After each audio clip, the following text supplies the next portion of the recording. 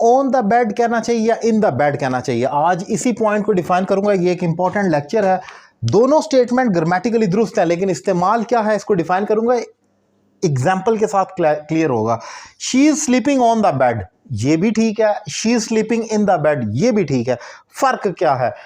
अगर आप कहते हैं, नीचे से स्टार्ट करते हैं, she is sleeping in the bed, इसका मतलब ये लिया जाएगा कि वो बेड पर सो रही है लेकिन अंडर कवर्ड, यानी कि may be she is having यानी ब्लैंकेट, उसने कोई ब्लैंकेट लिया हुआ है, वो बेड के तो ऊपर है लेकिन कवर्ड है। इन द बेड है यानी कि बेड के अंदर, आप समझ सकते हैं। जैसे अंदर से मुराद ये नहीं कि बेड के नीचे घुसी हुई है, वो बेड के तो ऊपर है लेकिन कवर्ड है, उसका वजूद, उसने कोई ब्लैंकेट ली हुई, चादर ली हुई है, कोई भी और चीज़ उसके सर के ऊपर या उसकी बॉडी के ऊपर है जिसने उसे कवर किया हुआ है।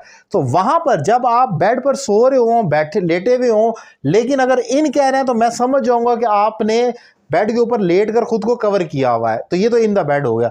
लेकिन अगर आप कहते हैं she is sleeping on the bed, तो इसका मतलब है कि वो बेड के तो ऊपर है, लेटी हुई है या सो रही है, लेकिन उसके ऊपर कुछ कवर्ड नहीं है, उसने कुछ कवर नहीं किया हुआ, वो सिंपल बेड की सरफेस के ऊपर ले डाउन हुई हुई है, लेटी हुई है। So this is the difference, on the bed और इन द बेड। ऑन कोई भी चीज हो सकती है, जैसे कि बच्चा भी है, वो अगर, या इवन कोई भी शख्स है, ही इज सिटिंग, आप बेड के ऊपर बैठते भी तो हैं, you can sit on the bed but you can't sit in the bed, आप बेड के अंदर नहीं बैठ सकते। लेकिन स्लीप जब आप करते हैं तो लेटते हैं तो चादर लेकर या ब्लैंकेट लेकर, तो वहां पर आप इन द बेड कह सकते हैं, लेकिन ऑन द बेड आप बैठ नहीं सकते। I am sitting on the bed आप कह तो सकते हैं, इन द बेड नहीं आप कह सकते, I am sitting in the bed नहीं हो सकता। So this is the difference. On the bed, फिर रिपीट कर रहा हूं, आपने तब कहना है जब आप बेड के ऊपर लेटे हुए हैं या बैठे हुए हैं और सरफेस के ऊपर है, कवर्ड नहीं है, आपने कोई चीज खुद पर ओढ़ी भी नहीं है। लेकिन इन द बेड, जैसे she is sleeping in the bed का मतलब यह है कि जब कोई शख्स बेड के ऊपर सोया हुआ हो, लेटा हुआ हो और उसने खुद को कवर भी किया हो, तो वहां पर यह इस्तेमाल होता है।